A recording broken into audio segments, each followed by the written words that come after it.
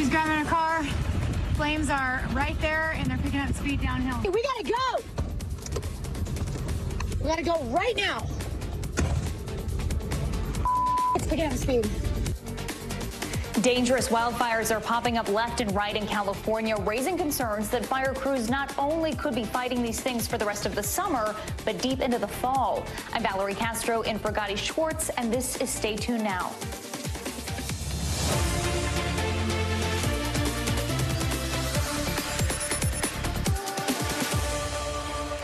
One of those fires people are most concerned about is the Park Fire in Northern California. It is now the 5th largest wildfire in California history, burning an area bigger than the city of Los Angeles. The man-made fire has so far burned nearly 390,000 acres across 4 counties and has destroyed hundreds of structures since it started almost a week ago. Amid all the evacuations, one man chose to defend his home from the flames using a pressure pump and sprinklers. Family and friends were like, you got to get out of there. I decided to stay. I had a couple of people with me to fight the fire. I couldn't believe the stuff that we pulled off in the, under intense pressure, because you've got one of the largest fires now in our history coming our way. And there's another fire burning in Southern California, the Nixon fire, which has forced more evacuations and burned nearly 4,000 acres since it started yesterday afternoon. But it's not just California. In Colorado, hundreds of people have evacuated as the Alexander Mountain fire continues to spread. A dangerous combo of high winds and dry conditions across the West is only making the fire threat worse. Meanwhile, in Vermont, a different kind of weather emergency, life-threatening flash flooding, is still impacting parts of the state hit by heavy rainfall overnight, leading to 24 rescues and scenes like this one, roads completely washed away. We do have team coverage tonight. NBC News meteorologist Bill Cairns is standing by. Aaron McLaughlin is in Vermont. But first, let's go to NBC News correspondent Liz Kreutz in Los Angeles with more on these wildfires. Liz, what is the latest status on the Park Fire? And tell us about some of the damage that it's leaving behind.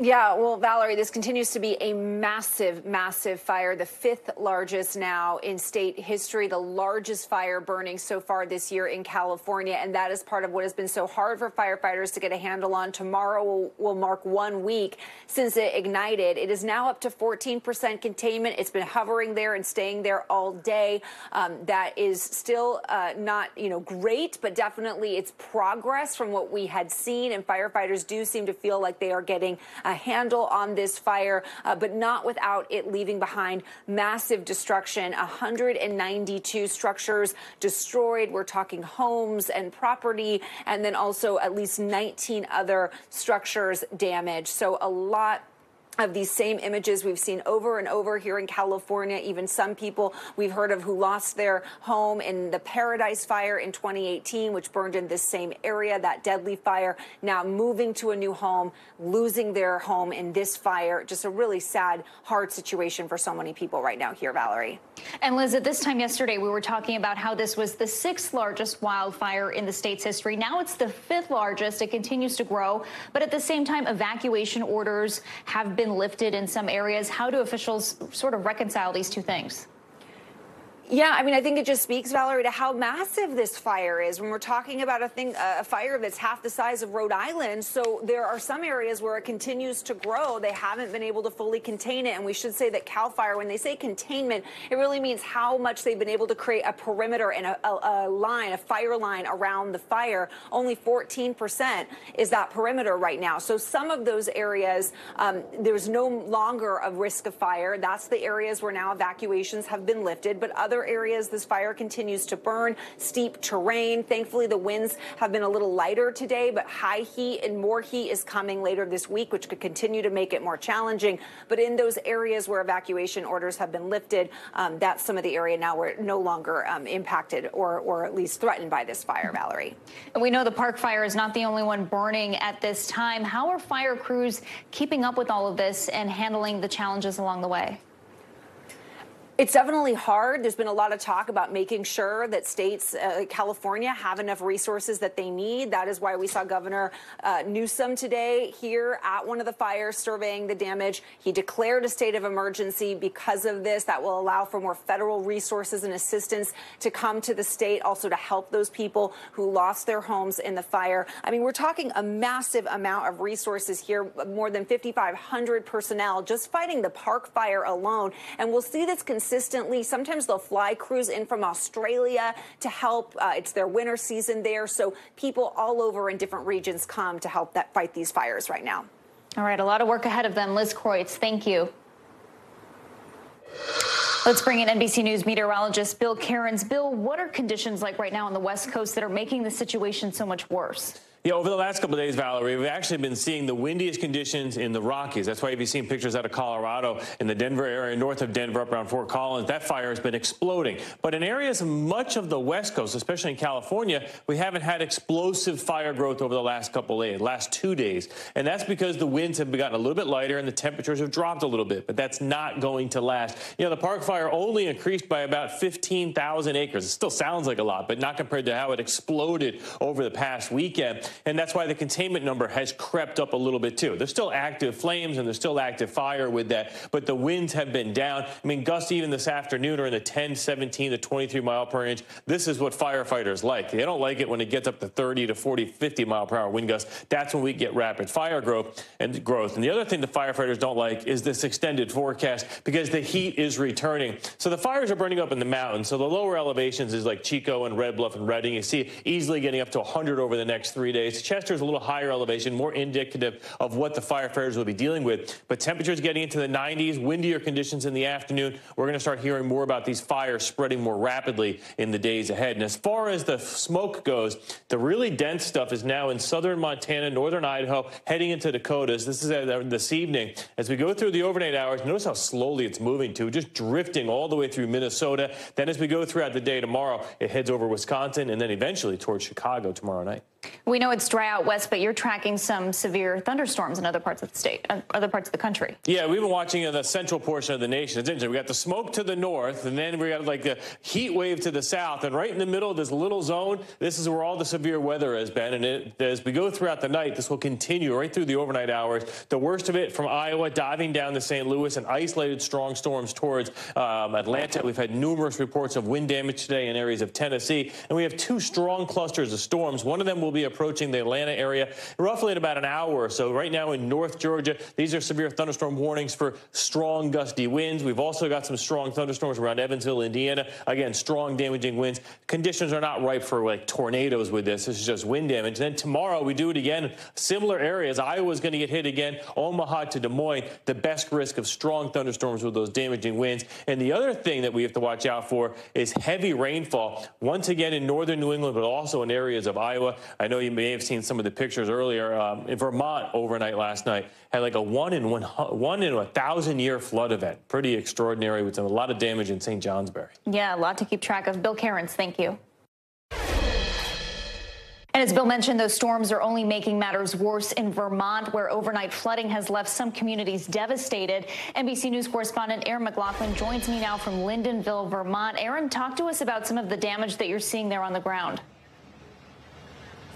Hey, Valerie. Well, in some parts of Vermont, 8 inches plus of rain fell within a 24-hour period, leaving behind scenes of destruction like this. I want to take you on a little walk to see just what's left behind. It's hard to believe that this is the product of a single rainstorm. We're seeing downed trees, downed power lines, homes completely submerged in mud. In fact, this whole area was submerged up until around 3 o'clock this afternoon. The water has now receded, but devastating homes. I'm speaking to local residents. Jeremy Greer lives in this area. He said that he came home last night at around 2:40 in the morning. He said it was raining hard. He said the water from the local creek was rising, and he knew he needed to get his family and his neighbors out. He went over to that home just over that way, warned 2 elderly women living there that they needed to evacuate as well, called local authorities for help. He made it out just in time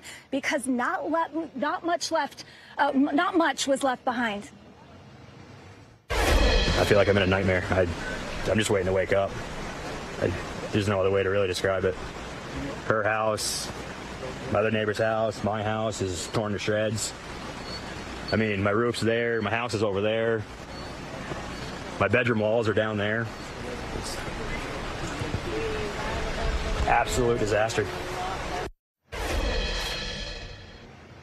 And this is the second time his home has been flooded in the last month. He said earlier this month it was also flooded by Hurricane Beryl. He said the remnants of Hurricane Beryl, rather. He said that he doesn't know what he's going to do next, but he knows he needs to leave this area. Valerie? Aaron, how did it get so bad? And is anything being done to prevent more destructive flooding? We know there are more storms expected tomorrow. Yeah, you know, speaking to meteorologists, and they're telling me that this is the product of climate change. They said that Vermont has just simply not seen this much rain in recent years. They're pointing to that change in the climate. In terms of what happened here, it really comes down to the topography. These creeks are not formed to be able to handle the kind of volume of water that they saw in the last 24 hours. They are expecting more thunderstorms in the forecast for tomorrow, but they were saying that because there's such localized events, it's very difficult to tell where this kind of destruction, where this kind of rainfall is going to happen. So as we saw last night, locals don't get much notice. Okay, Aaron McLaughlin in Vermont for us tonight. Aaron, thank you. Members of the Secret Service may lose their jobs after failing to secure the rally where former President Trump nearly lost his life. That's what the agency's acting director said while testifying before 2 Senate committees today, at times appearing frustrated with how things unfolded. I went to the roof of the AGR building where the assailant fired shots, and I laid in a prone position to evaluate his line of sight. What I saw made me ashamed. As a career law enforcement officer and a 25-year veteran with the Secret Service, I cannot defend why that roof was not better secured. NBC News Justice reporter Ryan Riley joins us now. Ryan, what exactly did Acting Director Ronald Rowe learn when he went to the shooter's location?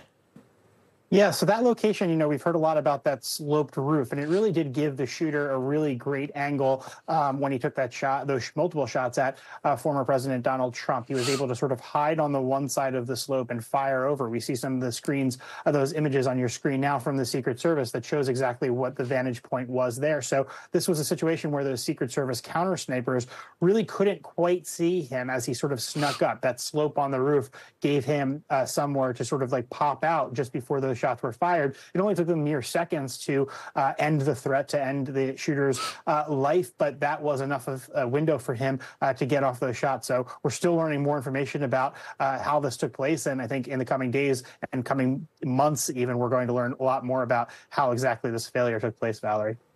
And we've also learned there was roughly 30 seconds between when police first found the shooter and when he fired those shots. Did the acting director say why immediate action wasn't taken in those crucial moments? Yeah, that's definitely a real failure of communications here. Here's a little bit of what the acting director had to say. I would like to point out that based on what I know right now, neither the Secret Service counter sniper teams nor members of the former president's security detail had any knowledge that there was a man on the roof of the AGR building with a firearm. It is my understanding those personnel were not aware the assailant had a firearm until they heard gunshots. Prior to that, they were operating with the knowledge that local law enforcement was working an issue of a suspicious individual prior to the shots being fired. So they really didn't have a lot of info there, as you could hear. It was just a suspicious person report. Those are really extremely common at these events. So obviously everyone was on alert, but it wasn't sort of this complete, panic situation that you would want to have, realizing the dire situation that there was there. There was an active gunman on the roof, so those 30 seconds are pretty critical, and it's really the communications that were broken down there, the communications between the local law enforcement officers who were sort of supplementing the Secret Service's operations and the Secret Service themselves. So that's what we're going to hear a lot about in the coming months, Valerie. And after today's testimony, do we have a clearer picture of who's to blame for the security failure? We don't, and I think, we should be clear that the job of the FBI is sort of a fact-finding mission here. They are not going to be assigning blame because that's not really sort of their role here. They're just going to be gathering the facts and I think producing as much of that to the public as they can. That's something that we've seen that's been a bit unusual from other cases that I've covered, and it's all because the suspect here is dead, so there's not a question of whether that's going to be a problem down the line as you're prosecuting these cases, because there's not going to be a prosecution. So the FBI has made some efforts to be more transparent. They had a briefing yesterday. They had this testimony today. And I think as more information comes in and as it continues to roll out, that they'll be briefing the media on that, because they kind of want to get as transparent as they can on this to shoot down some of sort of the absurd conspiracy theories that we've seen after in the wake of the shooting, Valerie. NBC News Justice reporter Ryan Riley, thank you. Breaking tonight, new calls for accountability in Illinois after the death of Sonya Massey. The 36-year-old mother was shot dead by a police officer in her own kitchen earlier this month. Crowds have been gathering for about an hour now on Chicago's West Side for a rally attended by Massey's family and civil rights attorney Ben Crump and the Reverend Al Sharpton. It is the negligence of this government's response to all of these killings that created the climate that led to Sonya. Yes, we want to see the office of prosecutors, but we also want to see the laws change. Meanwhile, the Illinois Sheriff's Deputy Sean Grayson, who has been fired and charged in the shooting, has now pleaded not guilty to first-degree murder and aggravated battery with a firearm in Massey's death. NBC's Adrian Broaddus joins us now from Chicago. Adrian, Sonya Massey's family was also at this rally. You spoke to them. What did they have to say? Valerie, this is a family that is still devastated. Think about it. They have to set aside their grief, stand before hundreds of people to push for what they say is justice in the death of their loved one. They're still devastated. I spoke with her younger son, who was a 17-year-old, and her youngest daughter was also present, who said she still has nightmares. They can't believe that their mother is no longer with them. Now, earlier in the week, we heard for the first time from the sheriff's deputy in Sangamon County who hired and fired that former deputy, Sean Grayson. He said that his officers failed, and I'm paraphrasing, and he asked for forgiveness. I spoke with Sonya Massey's son about that today. Here's what he told me. The sheriff who hired and fired the deputy who ended your mom's life said that they failed her, they failed you, and he is asking for forgiveness. Does that give you any comfort? No, not at all. I feel like the person that did it, he needs to go to jail for sure. It's no ifs, ands, or buts about it. That shouldn't have happened, regardless of his apologies or what. There's no way that should happen. So this family is one that is pushing for justice, and they have the backing of Reverend Al Sharpton, as well as prominent civil rights attorney Ben Crump, who is representing the family on the civil side. And they are all still inside of this church behind me on Chicago's West Side as they talk about what has happened. And Reverend Al Sharpton speaking before members of nearly 300 people inside, telling them to do not stop fighting for what they call justice. As we mentioned, the deputy involved was fired. The union that represents him originally requested that he be reinstated, but there's been a change of heart, right? Yeah, there has. About an hour before the news conference, we heard from that labor organization, and I want to read part of their statement where they said in part, the labor organization has an obligation to all our members to preserve the procedural due process rights contained in our collective bargaining agreements. Going on to say they don't play favorites to anyone, but they've arrived at the final stage of the process where a determination can be made regarding whether or not to proceed with Sean Grayson's grievance. The union has determined that it will not proceed any further. And when that news was shared with this crowd here tonight, there was a rapid round of applause, Valerie. Adrian Broaddus in Chicago tonight. We thank you for your reporting. Don't go anywhere. There is more news ahead this hour. Up next, Israel claims responsibility for an attack in Beirut, escalating tensions in the region. NBC's Matt Bradley is in Lebanon with a report. Plus, both Democrats and Republicans are out this week courting that major voting bloc, which could determine who wins in November. And in tonight's Future of Everything, Generation Text, our NBC affiliate in New York challenged a group of teenagers to give up their phones for a whole week. We'll tell you how that went over later this hour. I'm doing this because, I want to see, what's going to be different, about me at the end of this. Welcome back. Let's take a quick look around the world. Landslides in India have killed dozens as heavy rains sweep across the country's southern region. Rescuers are pulling out people stuck in mud and debris with new fears that many more are still trapped. Helicopters were mobilized and even India's army was called in to support the efforts. Haiti's prime minister was exiting a hospital as gunfire erupted nearby. Security officers fired shots to protect him. The prime minister and his team were kept safe and he was escorted back to his office. It comes as the country is still reeling with widespread violence from criminal gangs. Iran's new president was sworn into office today. Masoud Pezeshkian is now the country's 9th president, replacing Ibrahim Raisi, who was killed in that May helicopter crash. The new president is expected to unveil his cabinet in the coming weeks and says he will work to remove sanctions on the Iranian people.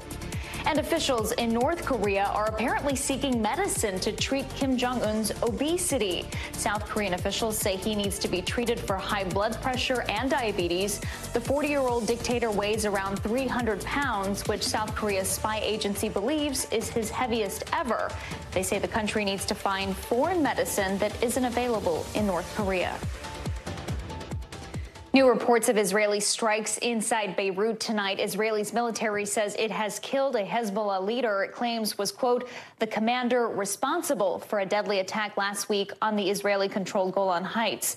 Today's Israeli strike also killed at least 1 woman and injured 17 others, including 6 children. NBC's Matt Bradley has more from Beirut. Well, Israel said it struck a stronghold of the militant group Hezbollah here in Lebanon's capital in an attack that the IDF says killed Fouad Shukr, a top leader. The Israelis said that Shukr led a Hezbollah attack on a soccer field in the Golan Heights over the weekend that killed 12 children and teenagers. But it's still unclear whether Mr. Shukr, who has a large bounty from the United States on his head, is actually dead. Reuters has been quoting officials, security officials here in Lebanon who said that he survived the attack. But we've heard from the Israelis they were very, very clear. And in the past, when they've announced assassinations that were successful, they ended up being so. And so we can more or less believe the Israelis at this point, unless we hear any further news. But there are still fears that this might not be over, that tonight's attack could still spark a wider conflict separate from the fighting in the Gaza Strip. And it actually could involve other countries and other groups. Hezbollah, like Hamas in the Gaza Strip, is backed by Iran. Iran has other client groups who are opposed to Israel and America throughout the entire region. And if this war were to break out between Israel and Hezbollah here in Lebanon, it could bring in Iran. It could bring in the United States, which has been parking naval assets off the coast for the past several months. Now, the White House has said it doesn't believe that all-out war is inevitable. But that's going to depend more on Hezbollah and Israel and whether or not they escalate or whether or not they decide to step back from the brink. Now to Venezuela, where tensions continue to rise after this weekend's contested presidential election. Protests are ongoing as the situation intensifies. David Noriega tells us about the latest developments. Tonight, thousands of people fill the streets of Venezuela to denounce what they call a stolen election. President Nicolás Maduro claiming a narrow victory in Sunday's vote, while the opposition, led by María Corina Machado, says that its candidate won in a landslide. Los ciudadanos militares vieron con sus propios ojos. Su deber está defender la soberanía popular, proteger al pueblo de Venezuela. Publishing what they say is proof that they got more than double the votes won by Maduro, whose government refuses to publish the official election results and is now calling the protests an attempted coup. Le puedo decir al pueblo de Venezuela que si han hecho daño, estamos actuando. With some officials calling for opposition leaders to be sent to prison. Tienen que ir presos sus jefes. Y cuando digo jefe, no me refiero solamente a María Corina Machado, no, que tiene que ir presa. Me refiero a Edmundo González Urrutia, porque eres el jefe de la conspiración fascista. One prominent opposition party saying its leader was detained Tuesday. Nearly 750 people have been arrested amid the protest, and at least 11 people have died, according to government officials and a local NGO. Demands for transparency now coming from the White House, but also from countries friendly to Venezuela, including left-wing governments in Brazil, Colombia, and Chile. Maduro has survived many protests in the past, but after years of economic desperation that pushed 20% of the country to migrate abroad, protests erupting in poor and working-class neighborhoods historically supportive of the government. No pedimos más nada. Tengo a toda mi familia afuera. Y ya me toca irme a mí también, pero no quiero. After 11 years of Maduro in power, Venezuelans asking once again, is the tide finally turning against him? David Noriega, NBC News. Coming up, the battle within the battle for the White House, why Silicon Valley mega donors are up for grabs this cycle and what they have to gain. But first, you gotta see this. A miraculous rescue out of Cohasset, California, where the park fire rages. A Rottweiler mother and her pups were saved after being left behind in the wildfire zone for days. Last Wednesday, a resident left 2 adult dogs and their 4 puppies after their truck broke down while trying to evacuate. A search and rescue member tracked down the truck and ran 1.5 miles to get to the dogs. Yesterday, he found the mom and the puppies alive, but exhausted. Unfortunately, the dog father didn't make it. They're now being taken care of at an emergency animal shelter in Chico, California. We'll be right back. Welcome back. Here are some of the other headlines we're watching tonight. Joaquin Guzman Lopez, the son of infamous Mexican drug lord El Chapo, pleaded not guilty to drug charges in a Chicago courtroom this morning. It comes 5 days after his dramatic arrest, where Lopez was taken into custody alongside another drug kingpin known as El Mayo. The judge did not set a trial date and scheduled the next court hearing for September 30th. He could face the death penalty if convicted. Suspected Gilgo Beach serial killer Rex Heuermann appeared in court today for the first time since being charged with the killing of 2 more women. Heuermann has pleaded not guilty to second-degree murder charges in the killings of 6 women and is a suspect in a 7th case. No trial date has been set yet, and his next court date is scheduled for October. Local Georgia emergency crews rescued a man who fell into a 50-foot well a few days ago. Officials say the man was looking for his cell phone when he fell into the abandoned well. The fire department was able to rescue him safely. He was taken to the hospital for treatment. Tesla has issued another recall, their 9th one of this year. This one is for almost 2 million vehicles over an unlatched hood issue. Tesla said they received reports about the hoods of some cars unintentionally popping open. They've released an over-the-air software update to fix the issue. The RICO trial involving rapper Young Thug resumed this morning after nearly a month on pause that resulted in the recusal of the original judge. Today, the new judge denied bond for the rapper, who has now been in an Atlanta jail for over 2 years since his arrest. Vice President Kamala Harris on the road tonight for her biggest rally yet. She was joined by rap superstar Megan Thee Stallion in Atlanta, trying to energize key voters. It's Harris's first trip to Georgia as the presumptive nominee. Just a few weeks ago, Democrats feared the battleground state was a lost cause. The vice president made it clear tonight, not anymore. I am very clear. The path to the White House runs right through this state.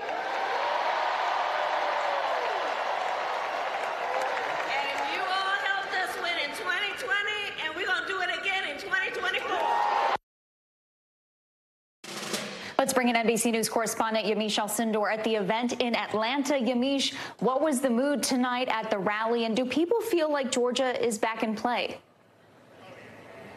People certainly feel like Georgia is in a better place for Democrats now that Vice President Kamala Harris is likely to be at the top of this ticket. She was here tonight talking to her campaign, says 10,000 people who packed this arena. People were just ecstatic. There was so much energy. People were dancing. They were dancing to things like swag surf. They were saying they were going to walk it out to the polls. And people were also chanting a number of things, really pointedly attacking former President Trump, saying lock him up. Also saying that he's scared, touching on the idea that former President Trump has said that he doesn't want to, at this moment anyways, debate Vice President Harris. So there's a lot of energy in the room. And I talked to a number of Democrats who told me that they were really worried when President Biden was sort of uncertain about his future. And now they feel a new enthusiasm. I also talked to another voter who said that he told me he had never really felt enthusiasm like this fast at this level. So we're seeing that on the ground here. And of course, Georgia's a state where President Biden only won by just under 12,000 votes. So this is a state where just the people in this arena would almost swing an election. So it underscores sort of what's at stake here and why the Harris campaign is choosing to really debut their primetime speaking slot with this campaign rally. And today, Harris also launched her first major ad since becoming the de facto nominee. Let's first take a listen to that. As a prosecutor, she put murderers and abusers behind bars. As California's attorney general, she went after the big banks and won $20 billion for homeowners. And as vice president, she took on the big drug companies to cap the cost of insulin for seniors. Donald Trump wants to take our country backward, to give tax breaks to billionaires and big corporations and end the Affordable Care Act. But we are not going back. So, Yamiche, what do you think this says about how she plans to campaign moving forward? Well, that campaign ad really is the thesis of the Harris campaign. Tonight, she told this crowd something that she told another crowd in Wisconsin on the first night of her campaign rally, her first campaign rally. She said, I'm a prosecutor, he's a criminal, I'm going to prosecute the case against former President Trump. She also said, I know his type, he's a fraudster, he's a cheat, he sexually abuses women, and I know how to prosecute the case against him, and I'm going to win this election. She also debuted, though, some new things here, and in that realm of sort of, I'm a prosecutor, she was talking about the idea that she prosecuted drug cartels, and that this idea that President Biden, that former President Trump is kind of going after her, saying that she wasn't tough enough on the border, and she's the reason why the border, in his eyes, is chaotic. She was pushing back on that hard, saying, in fact, that it was former President Trump who wasn't really taking the action behind his words. He was talking a big game, but wasn't actually taking that. She also talked about the economy and debuted some new language, saying that on day one, she would go after price gouging. So that was also new in this. But that campaign ad really does underscore the thesis of the campaign. And of course, we cannot let you go tonight without asking any development on the Veep stakes. There is some development on the Veep stakes. As you know, North Carolina Governor Roy Cooper has withdrawn his name from consideration. He was seen as somebody that people in the campaign, people that were close to the vice president, liked. But my sources tell me that he is interested in running for Senate in 2026. Also, we're hearing that next week, that once the Harris campaign picks their nominee or picks their running mate, when the vice president makes that decision by August 7th is when they plan to do that, that they're then, whoever she picks, they're going to go on the road to a battleground state tour. So that also tells you that next week we're going to see her again crisscrossing the nation. But now she's going to have the person that she would want her vice president to be. All right. Yamiche in Atlanta tonight, we thank you so much for your reporting. Thank you. Thank you. And on the GOP side, Senator J.D. Vance is crisscrossing states out west this week, moving over to Nevada today. Vance calling Harris dangerously liberal while hammering the Biden administration's immigration policy yet again. He's also scheduled to visit the U.S.-Mexico border in Arizona later this week. Now, we told you yesterday the Ohio senator headlined a major Silicon Valley fundraiser over in Palo Alto last night. According to some reports, tickets ranged from over $3,000 to $50,000, showing just how much ground Republicans are gaining with Silicon Valley tech giants. That's something that might have been unheard of in recent years. NBC's Yasmin Vesuvian breaks down what it all means. Right now, many roads for the 2024 election cycle seem to be leading back to the ultra-wealthy, far away from Washington. And you know, Elon, I love Elon Musk. Do we love him? I love him.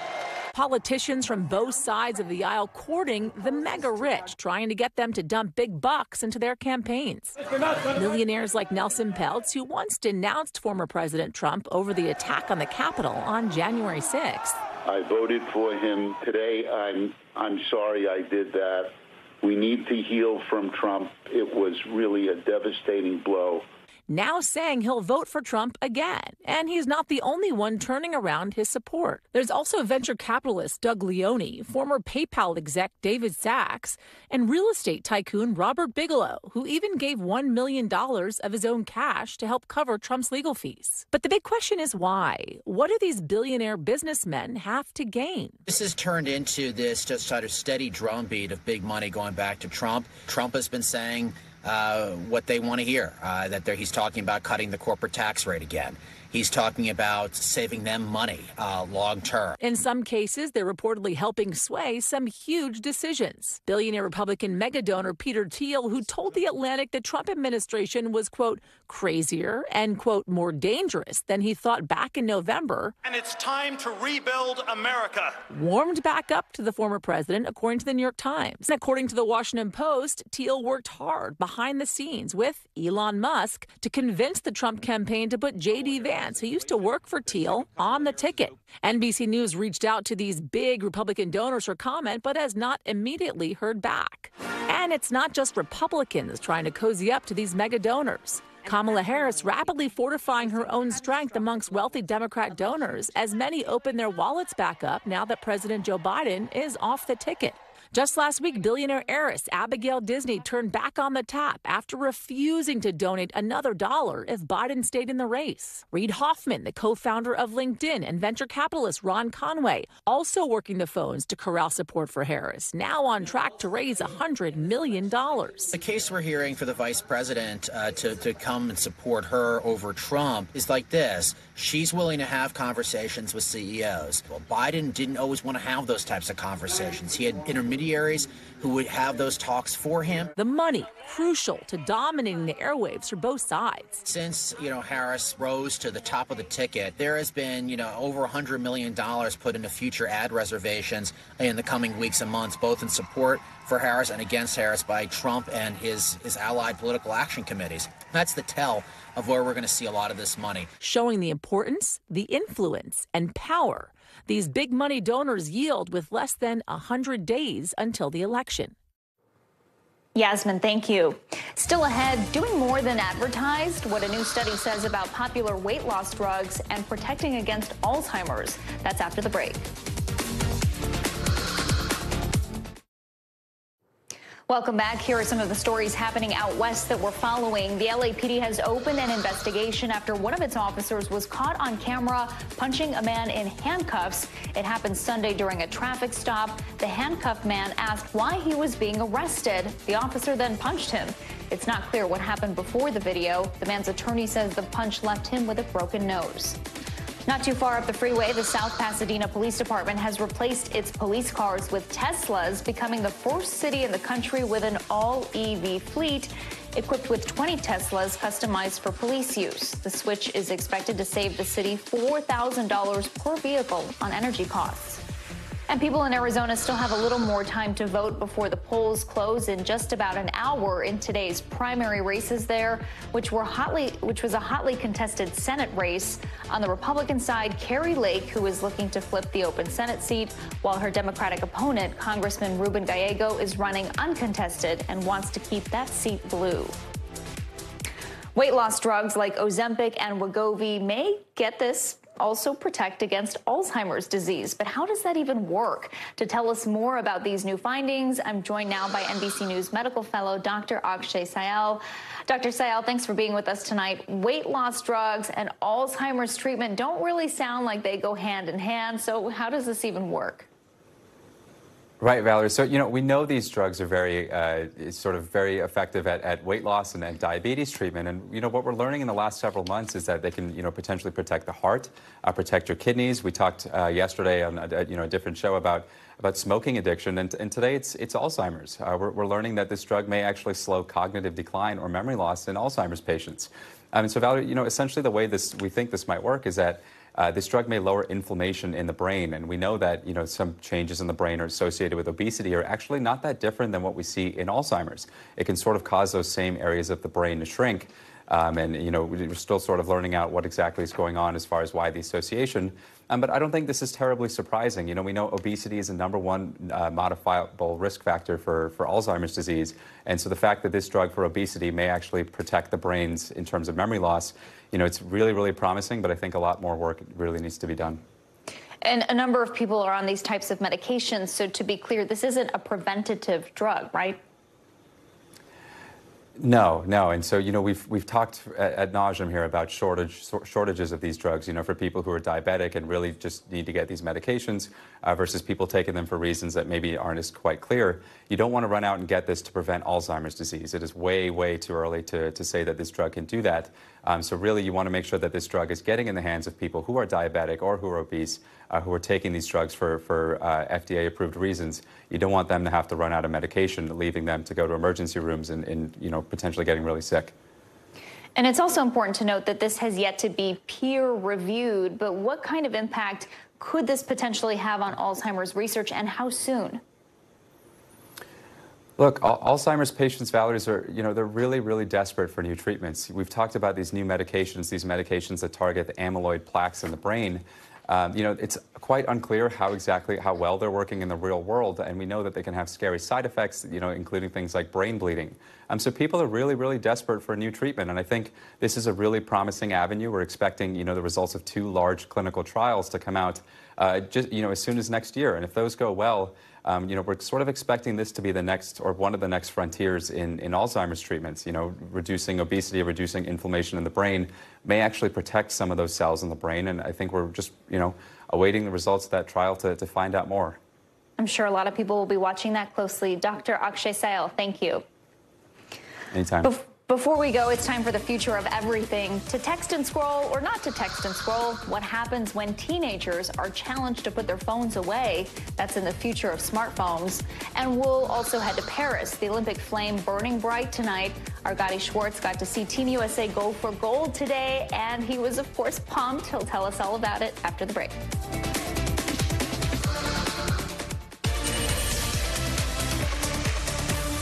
Welcome back. Time now for the future of everything. We all know that you can't usually find Gen Z and Gen Alpha without a phone in their hands, but sometimes too much scrolling can be dangerous. Our friends at WNBC here in New York led an investigation into the impact of smartphones and social media on teenage mental health. A group of them went on a phone fast for a whole week, and I-Team reporter Chris Glorioso has the results. Loading. To hear this group of middle school girls talk about their phones is as dizzying as the social media feeds they scroll. It's just like that instinct. I just need to go on my phone. That just is so addicting. To see if anyone has texted you.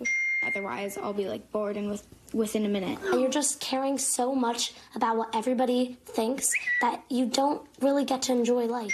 They are 7th graders from Glen Ridge, New Jersey, tracking a never-ending rush of texts, pictures, posts, and likes. But their parents are a little uneasy about the teenage smartphone relationship. I think one of the things that bothers me when I see my kids on the devices is what else could they be doing? They're often maybe in the room by themselves, and that just seems like a lonely place to be. How many of you have gotten a text message that kind of made you feel sad or depressed? It's like, I have to take care of my reputation. I have to take care of my reputation.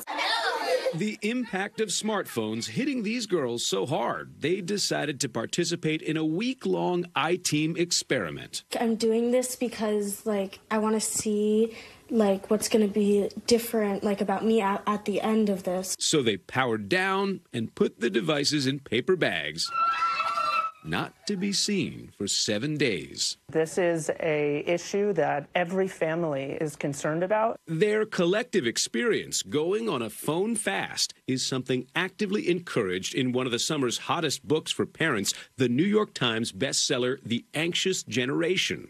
Zach Rausch is the book's chief researcher, who argues the phone-based childhood is causing a wave of depression and anxiety among teenagers. He points to this graph, which plots a tripling of ER visits for self-harm among teens that began around 2010, right when the smartphone became ubiquitous. When we move our social lives to spend upwards of 5, 6, 7 hours a day on social media platforms like TikTok, Instagram, Snapchat, It just not is a suitable place to grow up. Of course, not everyone agrees screens and social media should be blamed for declining teenage mental health. So I think we're at the height of a moral panic around this issue. UC Irvine developmental psychologist Candace Odgers says it may be in vogue to blame screens and social media for the ills of modern teens, but the data, she says, is not conclusive. Late last year, the National Academies of Sciences issued this consensus study that found the literature did not support the conclusion that social media causes changes in adolescent health. The message that's being sent to the public is that there's a consensus that social media, screen time, smartphones are uniformly damaging and having a negative impact on our kids. But that is not what the science says. So what do these teenagers say? On the day they got their devices back, they were smiling and singing Taylor Swift.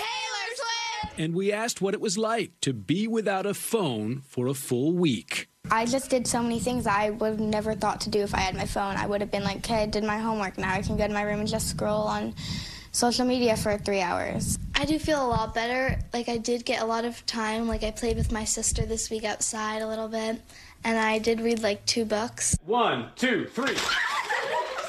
Now let's be clear. All of these teens were ecstatic to get their phones back. But after they checked all those unanswered messages, uniformly, they said they felt better having taken an extended break from their screens.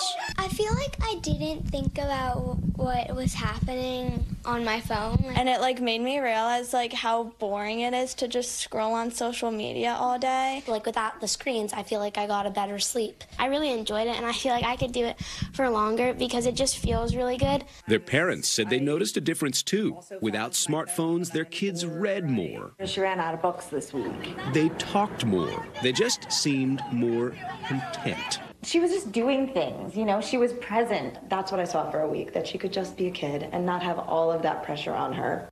For that group of teens, going on a phone fast was mostly a positive experience, but that was only a week. This summer, a lot of school districts are considering banning phones for all of the coming school year.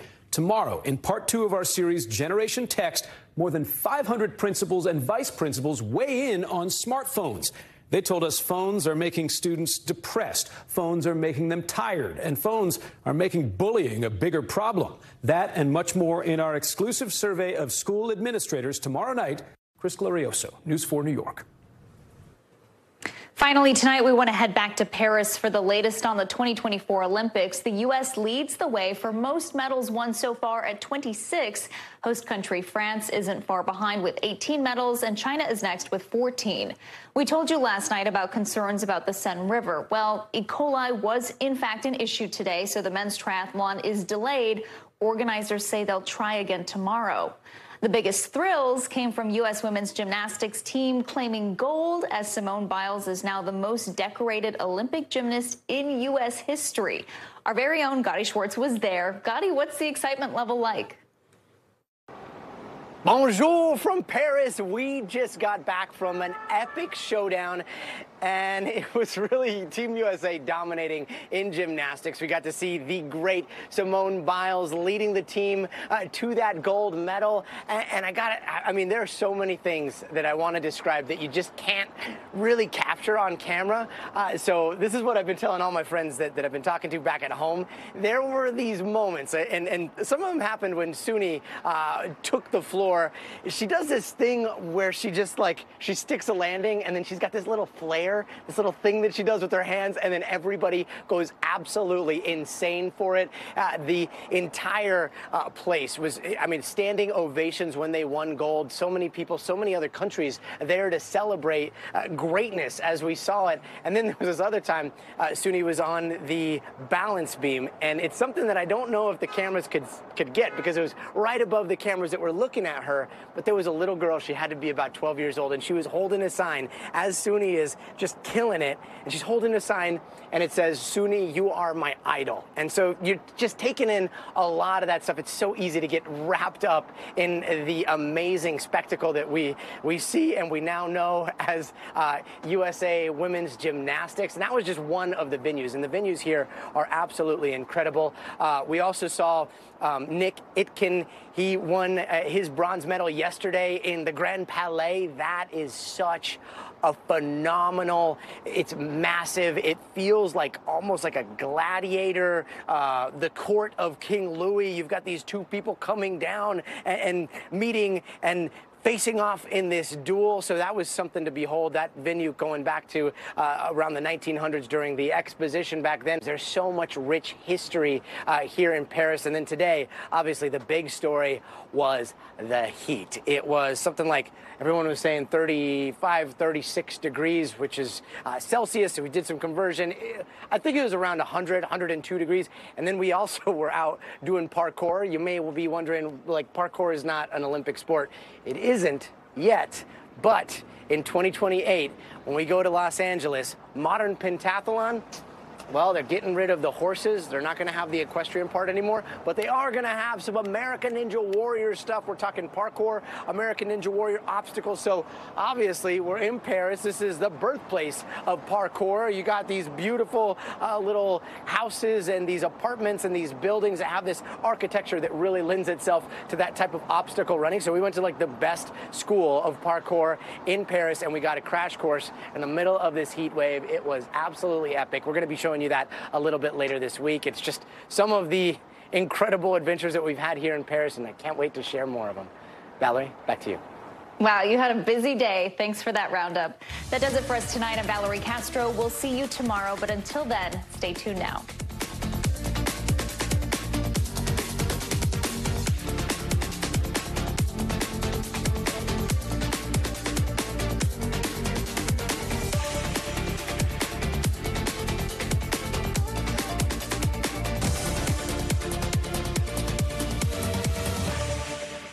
Thanks for watching. Stay updated about breaking news and top stories on the NBC News app or follow us on social media.